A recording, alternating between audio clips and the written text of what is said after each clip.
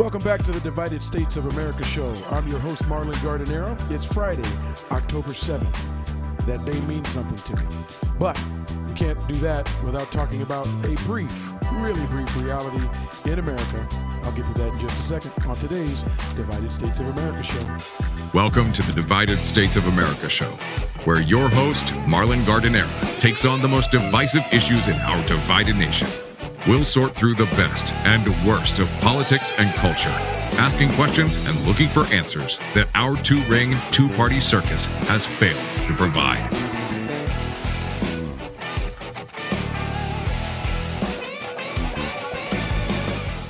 And here is your host, Marlon Gardenero. Welcome back, folks. Thank you for tuning in. You know we're here noon Pacific, 3 p.m. Eastern live on YouTube, Facebook, and Twitter. You can also watch the 57 previous episodes on demand anytime.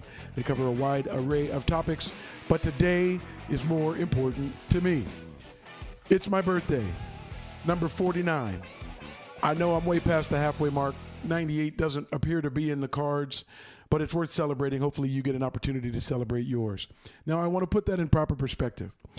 After the raids in Mar-a-Lago, Trump, the documents, we know what's going on. And remember, I don't always love doing shows on Fridays. It's hard to go into the weekend talking about how divided our nation is and looking for ways to get people to come together when some people are so stuck on the idea of being divided and being angry that they can't get past themselves and the reality in our country that it's really not that bad, or at least it certainly doesn't have to be. But as the raid happened, within minutes, 3,000% increase in the number of times civil war was mentioned on social media.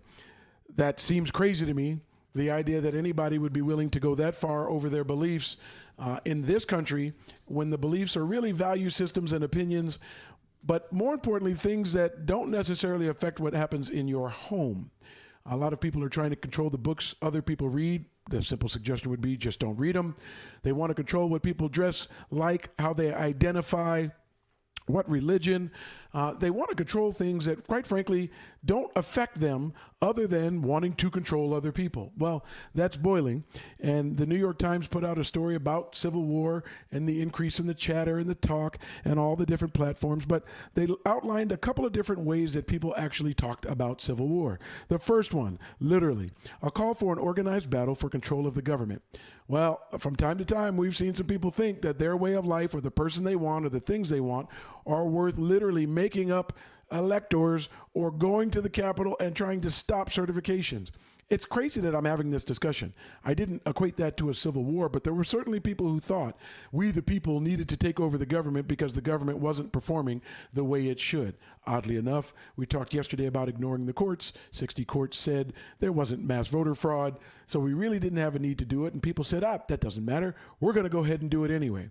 Not exactly civil war, but certainly evidence that people are so passionate about what they believe, they really don't care what other people believe. They don't necessarily care about the rule of law. And while I'm not worried about a civil war erupting outside, I'm in Southern California, I think things are relatively peaceful. The idea that some are is pretty sad. The next version of it, though, was an insurgency, like that of Cincinnati's field office back in August. Don't expect that people are going to try to take over more government facilities, but we've seen it. We've seen the Bundys. We've seen people decide. We've seen Seattle where people decided they needed to take control. Hey, folks, let's try to get grips on all of these things. But the last one they described was entering a cold civil war, manifested by intractable polarization and mistrust rather than a hot war with conflict. Well, folks, we're already there. We're already in that cold civil war where we're so polarized that we can't see anything beyond our emotions and our thoughts and feelings about what other people do and say. And I want to put that in perspective. Today, my birthday, my 49th birthday. Love you, Mom. Thank you for bringing me into this world. I have an idea. Assuming you don't want other people to tell you what to do, I don't know why it makes sense for you to think that you should be telling others what to do. But that's where we are.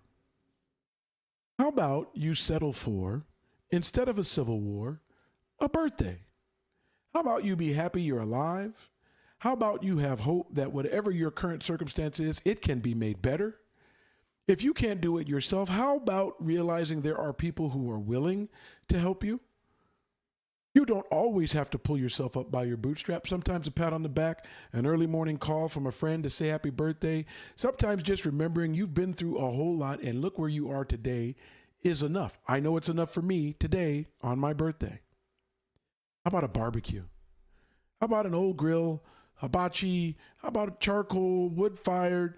I don't care if you use propane. How about going outside and enjoying the weather? Hopefully it's enjoyable where you are. I know we've just had some horrible storms and some bad situations, but a charcoal grill doesn't necessarily require electricity. It doesn't require it at all. There are some things that have to go together to make sure you can get what you need, but how about a barbecue? Or go to a recital. Look at a little kid and watch him smile and be carefree. I don't know. Think about retirement. And while some people may not be able to retire, I can assure you as we get older, things slow down. And even if we have to go to work and grind it out, they still slow down because we're supposed to get wiser. We're supposed to know more now than we ever did.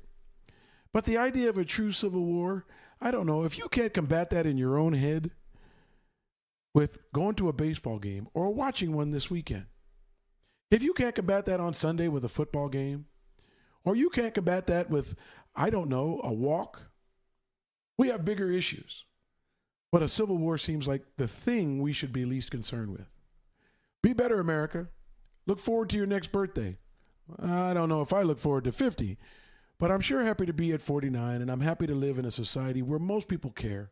Most people do have hope. They do have love. If you're not one of those people, go find some joy.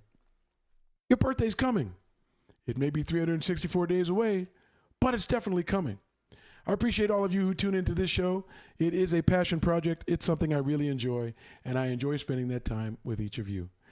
Do have a great day. Go create a joy story this weekend. I appreciate you tuning in. You're listening to the Divided States of America show. Thanks a lot, everybody. Thanks for watching the Divided States of America show. If you enjoyed this episode, please consider subscribing to the channel and share this video with your family and friends.